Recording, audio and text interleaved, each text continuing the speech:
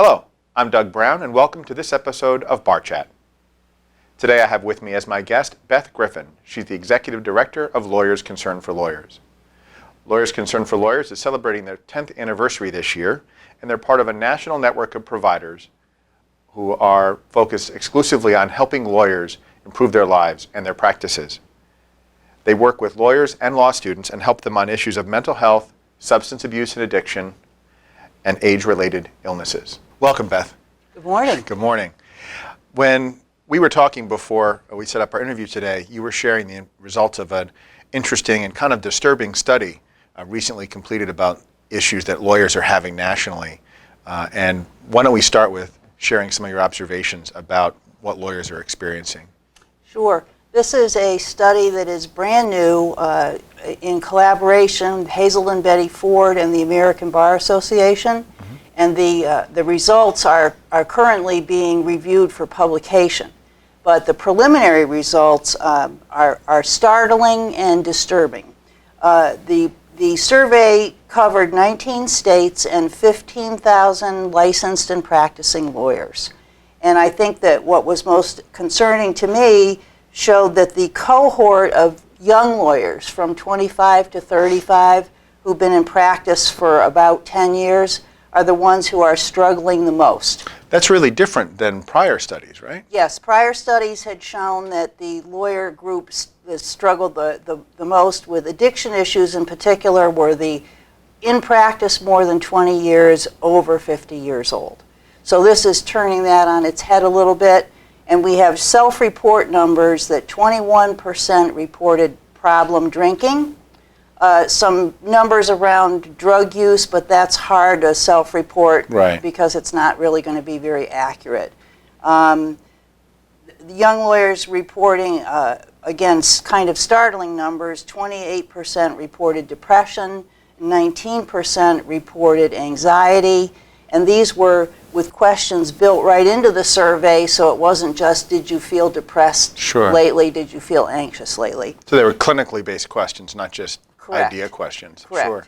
And I think one of the most unsettling statistics was that 11.5% of those surveyed reported that they had experienced suicidal thoughts. Now, I had read that our profession was near the top of the suicide rates. Is that true? Yes, for many years we existed in the number 1 spot, and I now believe that we are in the number 2 spot. Not a spot you want to be at the top of in your profession. No. So your organization is designed to help lawyers with these kinds of issues. Yes. So, I mean, the first big idea is that if a lawyer is feeling this way or experiencing issues, they're not all by themselves. There's nothing. Absolutely not. And absolutely not. If somebody's watching this video about themselves, maybe about a family member, how would they reach out to you to get some help? Probably the best and first point of contact would be to call us right away. We have an 800 number. We have a regular Connecticut number that is manned all the time, and we're happy to take even calls where people don't have to give us their name. They're just looking for information. Sometimes that first call is just breaking the ice, and then maybe a week later or 2 weeks later, they'll call and say, I talked to you a couple of weeks ago and you didn't ask for my name, but my name is, and I want to talk about my problem. Obviously, confidentiality would be a huge concern for someone trying to make a call and that first request for help. It is. How do you all ensure confidentiality with people who call? We have, actually confidentiality is protected by statute in the enabling statute that created our organization, and we don't open files on people. So if you call me, you don't become 2015-127. Right. We don't keep electronic files on people. We really, really, really respect the individual's privacy. Confidentiality is what our program is built on. Sure, I guess it would have to be, because if you didn't have that reputation, nobody would come. Yes.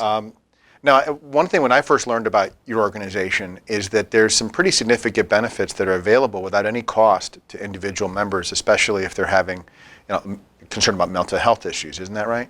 Yes, we have a wonderful program, fabulous feedback, where every calendar year, every lawyer in the state of Connecticut is entitled to visit with a mental health professional from a short roster that we've accumulated.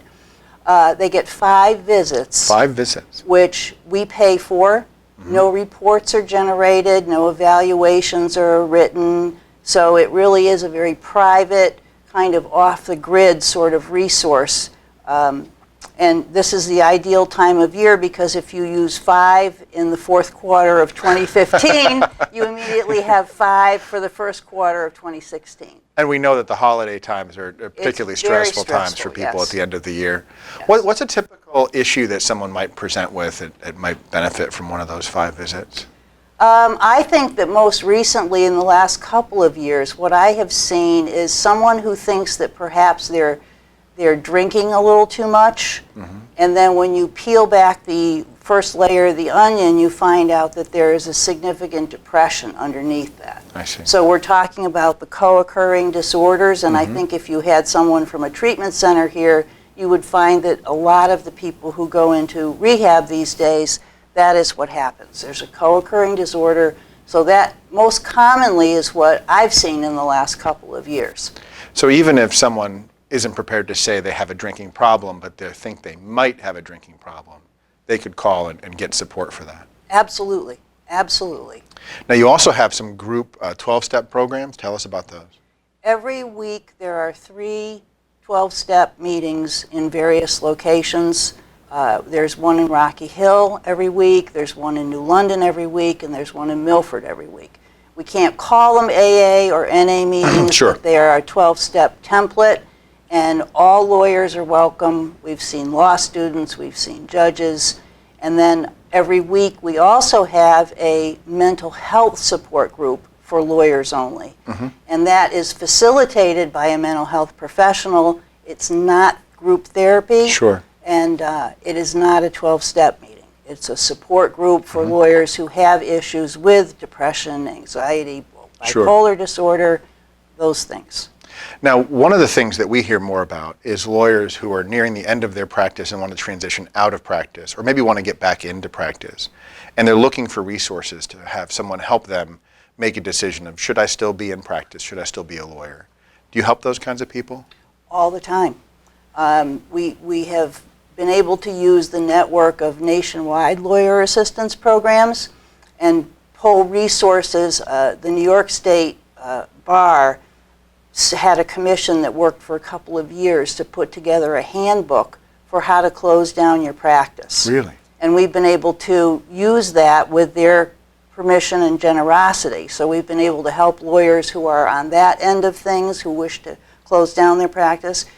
I think one of the saddest things is when you find an aging lawyer who's lost the ability to even do that. And then we have volunteers, this wonderful legal community that we practice in, volunteer lawyers who have stepped up to help that lawyer close down his or her practice. Well, you're clearly busy doing terrific work. I want to thank you on behalf of all of Connecticut's lawyers for what you're doing, and offer to our members to visit ctbar.org for more information and to connect with the Lawyers Concerned for Lawyers website.